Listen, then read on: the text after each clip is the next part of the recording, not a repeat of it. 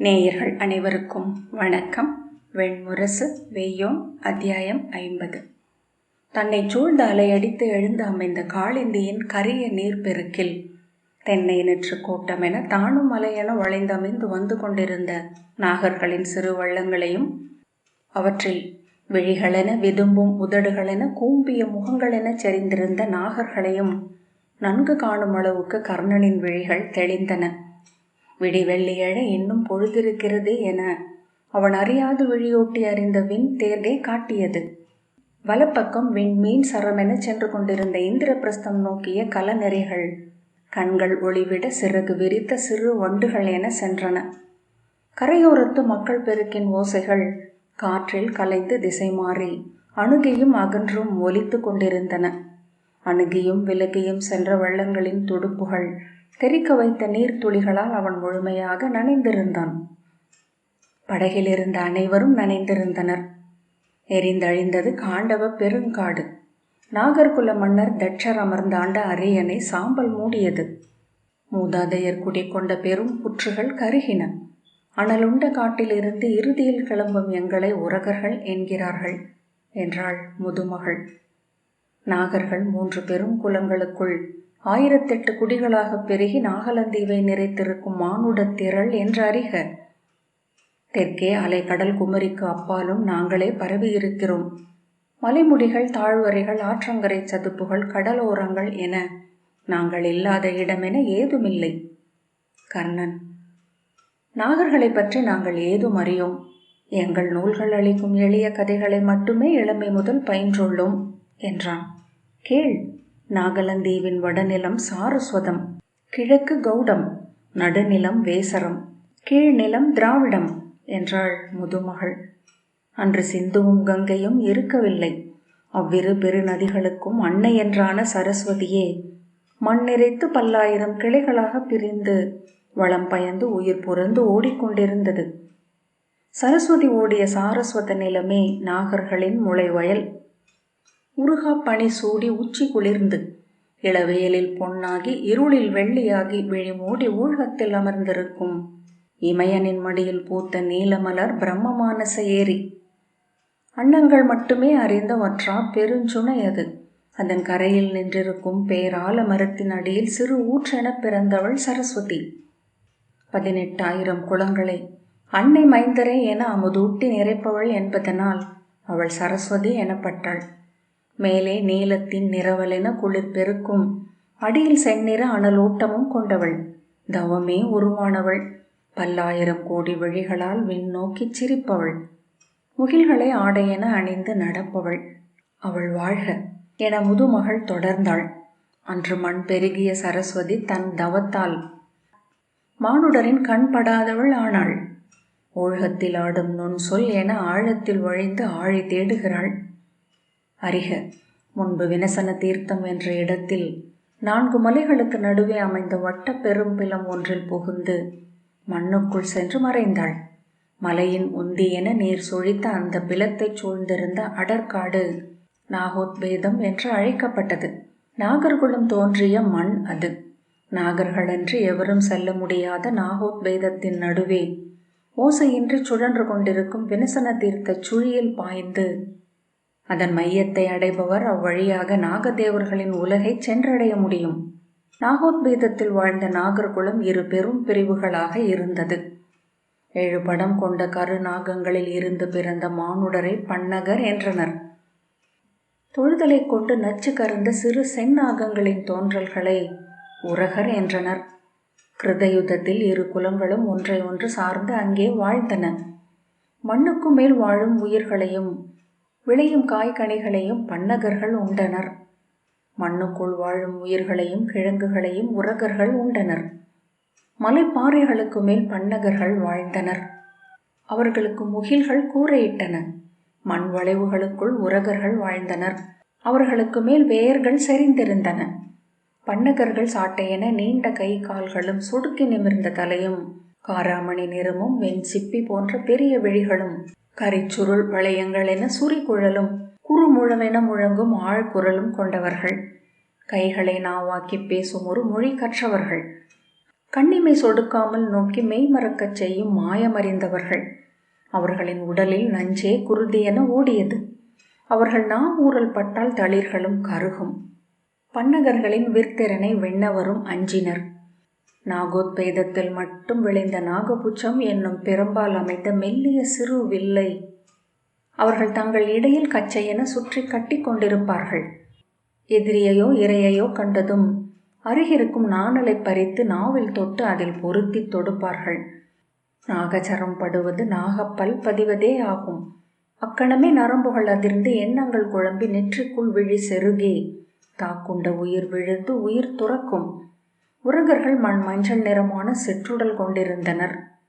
முதலை குஞ்சுகள் போன்ற பெரிய பற்களும் பதிந்த சிறு மூக்கும் கூழாங்கல் விழிகளும் வளைந்த கால்களுமாக ஒவ்வொரு ஒலிக்கும் அஞ்சு ஒவ்வொரு மனத்தையும் வாங்கி உடல் பதற நடந்தனர். நாகோத்பேதத்தில் வாழ்ந்த பன்னகர்களே கூட அவர்களை பார்ப்பது அரிது. அயலோர் விழி தொட்ட உடனே அவர்களின் தோல் அதை அறிந்து சிலிர்த்தது. அக்கணமே அவர்கள் புதிருக்குள் மறைந்து ஒன்றுடன் ஒன்று தோண்டி இணைக்கப்பட்டு வலை பின்னல்களென நிலமெங்கும் கரந்தோடிய இருண்ட பிலங்களுக்குள் சென்று ஒடுங்கிக் கொண்டனர். பன்னகர்கள் பகலொளியில் வாழ்ந்தனர். உரகர்களின் நாள் என்பது இரவே. நாள் என்னும் முட்டையின் கரிய பக்கத்தில் உரகர் வாழ்ந்தனர். வெண்புறத்தில் வாழ்ந்தனர் பன்னகர். உரகர் அழுவது பன்னகர் சிரிப்பது போல் இருக்கும். பன்னகர் சிரிப்பது உரகர் அஞ்சுவது போல தெரியும். பன்னகர் குழவிகள் பிறந்ததுமே மரம் விட்டு மரம் தாவின. உரகர் குழவிகள் இருளுக்குள் நோக்கி இழைந்து ஆழங்களுக்குள் புதைந்தன. அந்நாளில் ஒருமுறை உரகர் குலத்து பிறந்த சம்பன் என்னும் மைந்தன் அன்னையை தேடி வழி தவறி தன் பிலத்திலிருந்து மேலே எழுந்து கிழக்கே ஒளி விரிந்து பரவிய சூரியனை நோக்கி கண் கூசினான். தன்னை தொடர்ந்து வந்து அள்ளி தூக்கி உள்ளே கொண்டு வந்த அன்னையிடம், "அன்னையே, அது என்ன? விண்ணில் எப்படி எழுந்தது நெருப்பு? நிலவு பற்றி எரிகிறதா என்ன?" என்று கேட்டான். "மைந்தா, அது உன் மூதன்னை அதித்தியின் மைந்தர்களாகிய ஆதித்யர்களில் முதல்வன். அவன் பெயர் சூரியன்" என்று சொன்ன அன்னை அவனை அழைத்துச் சென்று பிலத்தின் நீர் வழியும் சுவரில் மூதாதையர் வரைந்து வைத்திருந்த இளஞ்செந்நிற ஓவியங்களை காட்டினாள். "இவனே உலகங்களை ஒளிபெறச் செய்கிறான் என்று அறிக. இவன் இளையவனே இரவை ஒளிபெறச் செய்யும் சந்திரன்." சுவர் சித்திரத்தில் பச்சை மரங்களுக்கும் நீல நதிக்கும் மேல் சுடர் விட்டு கொண்டிருந்த சூரியனை நோக்கிய சம்பன், "அன்னையே, இதை பார்த்தால் எனக்கு கண்கள் கூசவில்லையே. ஆனால் வெளியே விண்ணில் எழுந்த சூரியன் என் கண்களை ஒளியால் நிறைத்து விட்டானே. நம் விழிகள் இருளுக்கானவே குழந்தை. சூரியனை நாம் நோக்கலாம் என நம் முன்னோர் குறிக்கவில்லை" என்றாள். "ஏன்?" என்றான் சம்பன். "நெறிகள் அவ்வண்ணம் சொல்கின்றன" என்றாள் அன்னை. "எவர் நெறிகள்?" என்றான் சம்பன். அன்னை, "மூத்தோர் சொல்லில் எழுந்தவை" என்றாள். விழி சரித்து அவ்வோவியங்களை நோக்கி நெடுநேரம் நின்ற பின், "அன்னையே, மூத்தோர் சூரியனை நன்கு நோக்கி அறிந்தே இவற்றை வரைந்தனர். தாங்கள் நோக்கிய சூரியனை நாம் நோக்கலாகாதென்று ஏன் சொன்னார்கள்?" என்றான் சம்பன். "மூத்தோர் சொல்லை புரியவிழ்த்து நோக்குதல் பிழை மைந்தா" என்றாள் அன்னை. "மூத்தோர் அறிந்த உலகம் வேறு. அதன் நெறிகளை அவர்கள் வாழா உலகில் நாம் ஏன் தலை கொள்ள வேண்டும்?" என்றான் மைந்தன். "இச்சொல்லை உன் நாய் எடுத்ததே பழி சூழச் செய்யும். போதும்" என அன்னை அவன் வாயை பொத்தினாள். ஒவ்வொரு நாளும் சம்பன் தன் பிலத்தில் வாயில் வந்தமர்ந்து சூரியன் கடந்து செல்வதை கண்டான். செம்பொன் உருகி வெள்ளிப்பெருக்காகும் விந்தையை அன்றி பிரிதை எண்ணாதவனாக ஆனான். அவன் விழிகள் விரிந்து விரிந்து சூரியனை நோக்கும் வல்லமை பெற்றன. ஒரு நாள் காலையில் அவன் எவரும் அறியாமல் வெளியே சென்று சூரியனுக்கு கீழே நின்றான். 100 தலைமுறைகளுக்கு பின் சூரிய கதிரை உடலில் வாங்கிய முதல் உரகன் அவன். தன் குருதியில் நிறைந்த இளவெம்மையை கண் மூடி அறிந்தான் இளமைந்தன். விழிகளை விரித்து தன்னை சூழ்ந்திருந்த முகில் குவைகளும் மலையடுக்குகளும் அருவிகளும் நதியும் பசுங்காடும் ஒளி கொண்டிருப்பதை கண்டான். அவை அனைத்தும் அங்கே சூரியனுடன் தோன்றி சூரியன் மறைந்ததும் அமிழ்ந்தழிபவை என அறிந்தான். சூரியனே அவையாகி மாயம் காட்டி அருள்கிறது என்று உணர்ந்தான். "எங்கோ வாழ்" என்று அவன் கை தூக்கி சூரியனை வணங்கினான். அப்போது மரங்களின் ஊடாக அவ்வழி சென்ற பன்னகர் குலத்தின் 4 மைந்தர் அவனை கண்டனர். பத்ரன், பலபத்ரன், கண்டன், ஜலகண்டன் என்னும் அந்நால்வரும் அதற்கு முன் உரகர்களை கண்டதில்லை. "நம்மை போலவே இருக்கிறான். ஆனால் அவன் நாகன் அல்ல என்றான் பத்ரன். அவன் உரகன். உரகர்கள் நம்மை போலவே நடிப்பவர்கள் என்று என் அன்னை சொன்னாள் என்றான் பலபத்ரன். இவனை நாம் விளையாடுவதற்கு எடுத்துக்கொள்வோம் என்றான் கண்டன். இவன் நம்மை போல் இருப்பதனாலேயே நகைப்புக்குரியவன் என்றான் ஜலகண்டன். சம்பன் அஞ்சி தன் பிலம் நோக்கி செல்வதற்குள் அவர்கள் கீழிறங்கி சம்பனை பற்றி கொண்டனர். அவன் அலறியபடி உடல் சுருட்டி கண் மூடிக்கொண்டான். அவனை அவர்கள் காலக்கூட மலைச்சரிவுக்கு கொண்டு சென்று உருட்டிவிட்டு விளையாடினர். மரங்கள் நடுவே விழுதுகளில் கட்டி தொங்கவிட்டு ஊசலாட்டினர். தூக்கி மேலே வீசி கீழே வருகையில் ஓடிச் சென்று பிடித்தனர். மிரண்டு நின்ற காட்டெருமையின் வாலில் அவன் கை கால்களை கொடியால் கட்டி அதை விரட்டினர். அவன் கைகூப்பி கண்ணீருடன் மன்றாடிக் கொண்டே இருந்ததைக் கண்டு அவர்கள் மகிழ்ந்து நகைத்தனர். அவனை அவர்கள் வினசன தீர்த்தத்தை நோக்கி கொண்டு சென்றனர். இந்நீர்வெளியில் இவன் நீந்துவானா என்று நோக்குவோம் என்றனர். அவன் அழுது கூவிய மொழியை அவர்கள் புரிந்து கொள்ளவில்லை. புழு பேசுகிறது என்றான் பத்ரன். சீவிடுகளின் ஓசை என்றான் பலபத்ரன். முன் எழுந்த நீரின் பெருஞ்சுழியைக் கண்டு அவர்களின் கைகளில் தலைகீழாக தொங்கிய சம்பன் அஞ்சி அலறி துடித்தான். அவர்கள் அவனை அதில் வீசுவது போல ஆட்டிய பின் மீட்டு எள்ளினர். அவன் நடுங்குவதைக் கண்டு அனல் பட்ட புழு என கூவி நகைத்தனர். மீண்டும் அவர்கள் அவனை ஆட்டிய போது சம்பன் தன் பற்களால் ஜலகண்டனை கடித்தான். அவன் சம்பனை விட்டுவிட்டு அலறியபடி பின்னால் செல்ல சம்பன் கண்டனையும் கடித்தான். பலபத்ரன் ஓங்கி அவனை கால்களால் மிதித்தான். அக்கால்களை பற்றி கடித்த சம்பன் பத்ரன் தன் வில்லை எடுப்பதைக் கண்டதும் பாய்ந்து வினசன தீர்த்தத்தின் சுழிக்குள் பாய்ந்து நீர்க்கரத்தால் அள்ளி சுழற்றப்பட்டு அதன் ஒற்றை விழிக்குள் சென்று மறைந்தான். பத்ரன் ஓடிச் சென்று பன்னகர்களை அழைத்து வந்தான். ஆனால் பலபத்ரனும் கண்டனும் ஜலகண்டனும் நஞ்சு ஏறி உடல் வீங்கி உயிர் விட்டிருந்தனர். அந்நிகழ்வு பன்னகர்களை சினம் கொள்ளச் செய்தது. இனிமேல் உரகர்கள் நாகோத்வேதத்தில் வாழலாகாது என்று குல மூத்தாராவை கூடி முடிவு செய்தனர். முழு நிலவு நாளுக்குள் உரகர்கள் அனைவரும் காட்டை விட்டு நீங்க வேண்டும் என்றும் அதன்பின் அங்கிருப்பவர்கள் கொல்லப்படுவார்கள் என்றும் முரசறைந்தனர். பிலங்களுக்குள் மைந்தரையும் மனைவியரும் உடல் சேர்த்து அணைத்து கொண்டு நடுங்கி அமர்ந்திருந்த உரகர்கள் அக்காட்டுக்கு அப்பால் நிலமிருப்பதையே அறிந்திருக்கவில்லை. உரகர்கள் இரவிலும் வெளியே வராமல் நீர் வழியே வந்த மீன்களை மட்டும் உண்டபடி ஒரு சொல்லும் பேசாமல் பிலங்களுக்குள் அமர்ந்திருந்தனர். நிலவு நாளும் என முழுமை கொள்ள அவர்கள் வானோக்கி ஏங்கி கண்ணீர் விட்டனர். தங்கள் தெய்வங்களை எண்ணி கை தொழுதனர். தங்கள் குல மூத்தாரை வேண்டி கண்ணீர் வடித்தனர். முழு நிலவுக்கு மறுநாள் நச்சுமுனை கொண்ட அம்புகளுடன் எழுந்த பன்னகர்கள் பிலங்கள் தோறும் வந்து முரசறைந்து உரகர்களை வெளியே வரும்படி கூவினர். அவர்கள் எவரும் வெளிவரவில்லை. ஆகவே விறகு மூட்டி அனலிட்டு அதில் காரப்புகை எழுப்பி பிலங்களுக்குள் செலுத்தி உரகர்களை வெளியே வரச் செய்தனர். கைகளை கூப்பியபடி தவிழ்ந்து வெளிவந்த உரகர்களை நீண்ட கூரிய மூங்கிலால் குத்தி மேலே தூக்கி ஆட்டி கீழிறக்கினர். ஒரு மூங்கிலுக்கு 10 உரகர்கள் வீதம் கோத்தெடுத்து அப்படியே கொண்டு சென்று சரஸ்வதியில் வீசினர். உள்ளே பதுங்கி ஒண்டிக்கொண்டு நடுங்கியவர்களை கொடிகளால் சுருக்கிட்டு எடுத்தனர். இழுத்து வெளியே போடப்பட்ட போது அச்சத்தால் செயல் எழுந்திருந்த உரகர்கள் மலமும் சிறுநீரும் கழித்து உடலை சுருட்டி கொண்டனர்.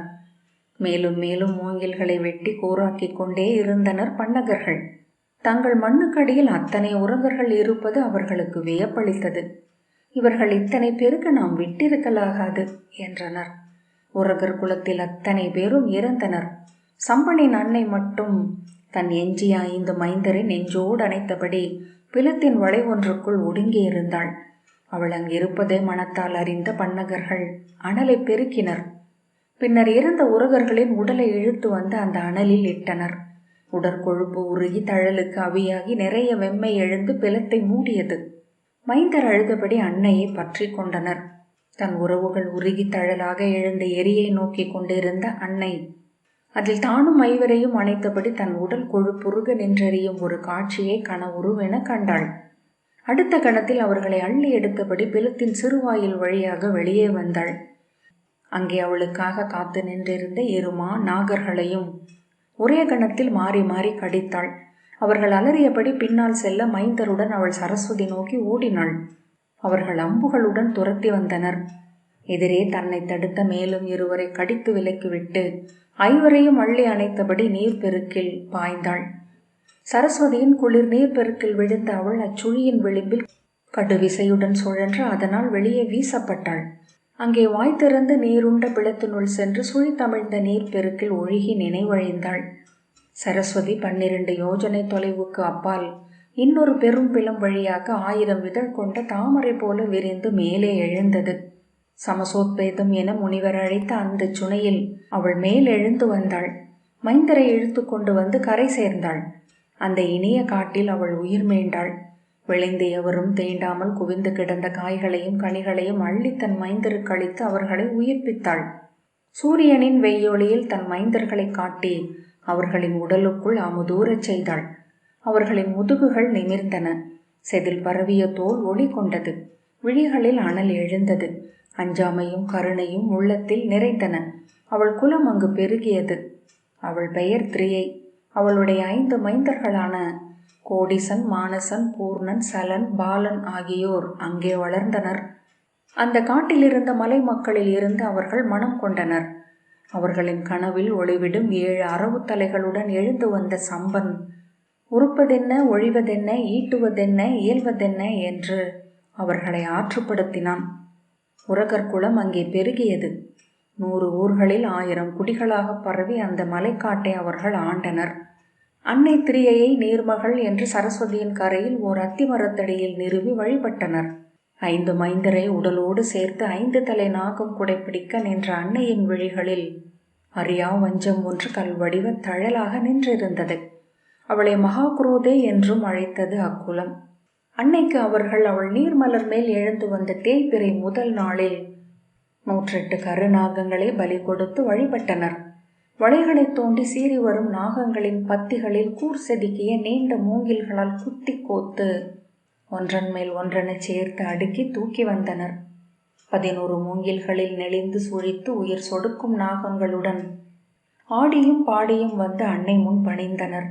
12 அனல் குழிகள் எழுப்பி விறகுடன் அறக்கும் தேன் மெழுகும் இட்டு தழல் எழுப்பி அதில் அவற்றை உதிர்த்தனர். செவ்வொளியில் கருநிழல்கள் நெளிவது போல நாகங்கள் துடித்து தலையறைந்து நெளித்து முடிச்சிட்டு அவிழ்த்து கொண்டு வெந்து கொழுப்புருகி அனலாயின. எரியும் நாகங்களை நோக்கியபடி அன்னை நின்றிருந்தாள். அக்குலத்தில் குடி மூத்த மகளுக்கு திரியை என்று பெயரிடும் வழக்கம் இருந்தது. பெண்களே குலம் மூத்தாராக அமையும் முறைமை கொண்ட உரகர் குலத்தை என்றும் திரியை என்னும் அன்னையே வழி நடத்தினாள். அவர்களை திரியர்கள் என்றும் சொன்னார்கள் பாடகர்கள். அவர்களின் குடி தெய்வமாக சூரியனே அமைந்தது. அவர்களின் அன்னை தெய்வங்களுக்கும் குடிமூத்தாருக்கும் சூரியன் எழும் முதற்காலையிலேயே படையலிட்டனர். கிழக்கு அவர்களின் மங்கள திசை. மைந்தருக்கு சூரியனின் பெயர்களையே இட்டனர். இவன் பெயர் அர்க்கன் என்றாள் திரியை. அர்க்கன் புன்னகை செய்து, இவன் பெயர் உஷ்ணன், அவன் விகர்த்தனன், அப்பால் இருப்பவன் மிகிரன், மறு துடுப்பிடுபவன் பூஷா, அவன் அருகே இருப்பவன் மித்ரன், அருகே அப்படகில் வருபவன் தபணன், அவன் அருகே இருப்பவன் ரவி, அப்பால் இருப்பவன் ஹம்சன் என்றான். என் பெயர் திரியை என்றாள் முதுமகள். கர்ணன் அவள் காலடிகளை தொட்டு வணங்கி, அன்னையே, என் முடியும் குடியும் கல்வியும் செல்வமும் உங்கள் காலடிகளில் பணிக என்றான். பொன்றா புகழுடன் திகழ்க என்று திரியை அவனை வாழ்த்தினாள். நீ சூரியனின் மைந்தன். எங்கள் குல மூதாதையர் அருளால் இன்று இங்கு எங்களிடம் வந்திருக்கிறாய். உன் ஊழ் நெறி கனிந்த நாள் என்று. கர்ணன் கை கூப்பினான். பின்னர் 1000 ஆண்டு காலம் பன்னகர்களை தேடி தேடி பலி கொண்டது உரகர் குலம் என்றாள் திரியை. சரஸ்வதி மண் புகுந்த நதித்தடம் குளங்களில் நிறையென்றாகியது. அதை சூழ்ந்த அடற்காடுகள் மழையின்றி தேம்பி மறைந்தன. விண்ணணல் விழுந்து கருகிய அக்காடுகளை மண்ணணல் எழுந்து உண்டது. பன்னக பெருங்குளங்கள் அத்தீயில் கூட்டம் கூட்டமாக அழிந்தன. அவர்கள் குடியேறிய இடமெங்கும் காட்டுத்தீ தொடர்ந்தது. அவர்கள் ஆற்றல் அழிந்து சிதறிய போது சென்ற இடமெங்கும் சூழ்ந்து உரகர் அவர்களை தாக்கி அழித்தனர். சிறைபிடித்து கொண்டு வந்து மகாகுரோதை அன்னைக்கு பலியிட்டனர். பன்னகர் குலத்தில் பிறந்த 18வது முடிமைந்தனுக்கு நந்தவாசுகி என்று பெயர். அவன் குருதியில் எழுந்த 5 குலங்களில் தட்சகுலம் வடமேற்கே வாழ்ந்தது. 108வது தட்சனாகிய சுகதன் இளமையில் தன் குடியை செந்தழல் எழுந்து சூழ்ந்து அழிப்பதைக் கண்டான். தாயும் தந்தையும் உடன் பிறந்தார் அனைவரும் வெந்து நீராக தான் மட்டும் மலைவாழை ஒன்றின் கொழுத்த தண்டுக்குள் புகுந்து தப்பினான். காட்டுக்குள் தனித்து நடந்து அங்கே அனலுக்கு அஞ்சி ஒளிந்து வாழ்ந்த பன்னகர் குடியொன்றை கண்டு கொண்டான். அனலை வெல்ல இளமையிலேயே உறுதி கொண்ட தட்சன் மரங்களின் உச்சியிலேறி அமர்ந்து விண்ணகம் நோக்கி தவம் செய்தான். ஒரு நாள் காலையில் மேலே யானை நிறைகள் என எழுந்த கருமுகில் கூட்டங்களுக்கு நடுவே ஒரு வெண்முகிலை கண்டான். அதன் மேல் எழுந்து அதிர்ந்த மென்கதிர் கண்டு விழி குருடாகிய கணத்தில் தன்னுள் அக்காட்சியை முழுதும் கண்டான். அவ்வெண்முகில் ஒரு யானை. அதன் மேல் பொன்னொளிர் முடிசூடி கையில் மின்னொளிர் படைக்கலம் ஏந்தி அமர்ந்திருந்தான் அரசன் ஒருவன். அவன் விண்ணவர்க்கரசன் என அறிந்தான். அவன் நகைப்பே இடியோசை, அவன் படைக்கலமே மென் சொருள். அவனை எண்ணி தவம் செய்தான். அவன் எழுமிடத்தில் எல்லாம் அமர்ந்து அண்ணலே எனக்கு அருள்க என இறைஞ்சினான். ஒரு நாள் அவன் விண்ணோக்கி அமர்ந்திருக்கையில் காட்டுத்தீ இதழ் விரித்து அணுகுவதை கண்டான். அவன் குடியினர் அஞ்சி அலறி எழ அவன் மட்டும், விண்ணவனே, நீ எனக்கு அடைக்கலம் என்று கைகூப்பி மரமுடியில் அமர்ந்திருந்தான். எரி தொட்ட கள்ளி செடியொன்று புகைந்தெழுவதை கண்டான். அப்புகை எழுந்து விண் தொட்டதும் இந்திரனின் வெண்ணிற யானை அதை நோக்கி வந்ததை அறிந்தான். இதோ உனக்கு அவி, விண்ணவனே, இதோ உனக்கு எங்கள் படையல் என்று கூவியபடி இறங்கி ஓடி வந்தான். அவன் குடியினர் அந்த கள்ளி செடியை அள்ளி வெட்டி தீயிலிட்டனர். நறும்புகை எழுந்து விண் தொட்டதும் இந்திரனின் நகைப்புலி எழுந்தது. அவன் மின்படை துடித்து இலைகளை ஒளிரச் செய்தது. முகில் திரை கிழிந்து விண்ணகப் பேரருவி ஒன்று மண்ணில் இறங்கியது. காட்டுத்தீயை அது அகல் சுடரை மலர்கொண்டு என அணைத்தது. அக்காட்டின் மேல் அவன் 7 வண்ண எழில் வில் எழுந்தது. இந்திரனின் துணை கொண்டு பன்னகர் மீண்டும் எழுந்தனர். காடுகளில் அவனை காவலுக்கு நிறுத்தினர். தங்கள் ஊற்றுகளை அவன் அருளால் நிறைத்து கொண்டனர். தங்கள் வேட்டையுயிர்களை அவன் அமுதால் பெருக்கினர். உரகர் எட்ட முடியாத விண்ணகம் தொடும் மலையுச்சியில் தங்கள் ஊரை அமைத்து கொண்டனர். அதன் மேல் விண்ணரசனின் வண்ண பெருவில் வந்து அமையச் செய்தனர். அதை நாகசிலை என்றும் தட்சசிலை என்றும் அழைத்தனர் அயலோர். விண்ணகம் துணைக்க வலிமை கொண்டெழுந்த பன்னகர் இந்திரனின் மென்படை சூழ வந்து உரகர்களின் ஊர்களை தாக்கினர். உரகர்களின் ஆற்றலெல்லாம் சூரியன் ஒளிவிட்ட பகலிலேயே இருந்தது. சூரியன் மறைந்த இருளில் அவர்கள் புழுக்களைப் போல உடல் சுருட்டி துயிலவே முடிந்தது.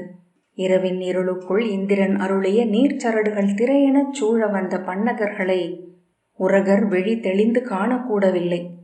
மின்னலில் ஒரு கணம் அதிர்ந்து மறைந்த காட்சியை அடுத்த மின்னல் வரை நீட்டித்து அனைத்தையும் காணும் திறன் கொண்டிருந்தனர் பன்னகர். உரகர்களை பன்னகர்கள் முழுதும் வென்றனர். தட்சர்களின் சினத்துக்கு அஞ்சி உரகர்கள் காடுகளுக்குள் புகுந்து மறைந்தனர். தலைமுறைகள் புரண்டு புரண்டு மறைய எவரும் அறியாது எங்கோ அவர்கள் இருந்தனர். நூற்றாண்டுகளுக்கு பின் பொன்னிறம் கொண்ட அருணர் என்னும் தட்சர் ஒருவர் அவர்களிடம் வந்தார். நீங்களும் நாகர்களே என்று உணர்ந்தேன். உரகர்களே, இரவும் பகலுமென 2 குலமும் இணைந்தால் நம்மை எவரும் வெல்ல முடியாது. எங்கள் விரைவும் உங்கள் நச்சும் இணைவதாக. ஆம் என்றனர் குல மூத்தவர். இங்கு இவ்வண்ணம் வாழ்ந்தோமெனில் அனலை வழிபடுபவர்களாலும் புனலை வழிபடுபவர்களாலும் நம் குலங்கள் முற்றாக அழியும். இவரை நம் தலைவர் என ஏற்போம். இவருடன் வந்துள்ள இளையோர் நம் குடியில் பெண் கொள்ளட்டும். நம் மைந்தர் இம்மண்ணில் எழட்டும். ஆர்த்தெழுந்து ஆம் ஆம் என்றனர் அன்னையர். அது ஒன்றே வழி என்றனர் இளையோர். ஆனால் முதுமகளில் சினந்தெழுந்து வந்த அன்னை மகாகுரோதை, என் வஞ்சம் என்றும் உள்ளது, அது எப்போதும் அழியாது என்று கூவினாள். என் மைந்தர் எரிந்தழிந்த தழலுக்குள் என்றும் இருக்க ஊழ் கொண்டுள்ளேன். நான் பொறுப்பதில்லை என்று நின்றாடினாள். அன்னையே அருள்க, சினம் தணிக என்றனர் மூத்தோர். அன்னையே அடங்கி குளிர்க என்றனர் மூதன்னையர். அன்னை அமையவில்லை. பூசகர் மூத்த காரான் ஒன்றை கொன்று அவள் தலைவழியே ஊற்றி அவளை அணைய வைத்தனர். பின்னர் அவள் சினந்தெழுங்கால் எல்லாம் செஞ்சோரியால் அவளை திருப்பி அனுப்பினர். 5 மைந்தரை அணைத்தபடி நின்றிருந்த மகாகுரோதை அன்னைக்கு ஆண்டில் 12 நாட்கள் கொழுங்குருத்தி படையலும் மலர்கொடியும் நீராட்டம் செய்து வழிபட்டார்கள். பன்னகர்களும் உரகர்களும் அவள் பாதம் பணிந்தனர். ஆராச்சினம் கொண்டு எங்கள் உளத்தமர்ந்தவளை மானசா தேவி என வழிபடத் தொடங்கினோம். 5 தலை நாகம் குடை சூட எங்கள் குடிமன்றுகளில் எல்லாம் அன்னை உளத்தால் அமர்ந்திருக்கிறாள். அவள் கொடுங்குரோதத்தின் தலைவி, எரி நச்சு சூடிய இறைவி, முலை கனிந்த அன்னை, எங்கள் குடிகாக்கும் கொற்றவை, அவள் வாழ்க என்றாள் திரியை. தலைமுறை தலைமுறை என தட்ச மாமன்னர்கள் ஆண்ட காண்டவ பெருங்காட்டில் 12 இறைநிலைகளில் நின்று அருளினாள் எங்கள் அன்னை என்றான் அர்க்கன். எரிந்தெழுந்த காட்டில் எங்கள் குலங்கள் அழிந்தன. அன்னையை சிறு கற்களில் உருக்கழித்து எடுத்தபடி பன்னக குலங்கள் 12 சிதறி பரவின. உறங்கர்கள் அன்னையை நெஞ்சோடு அணைத்தபடி காத்திருந்தோம். எங்களிடம் அன்னை சொன்னாள், கீழ்த்திசை தேர்க மைந்தர்களே என்று.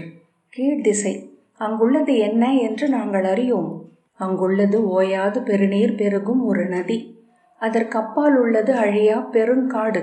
அங்கு நாங்கள் வாழ்வோம் என்றாள் திரியை. அது நாகநிலம் என்றே ஆகும். என்று மரியாதை எங்கள் குடிகள் அங்கே வாழும்.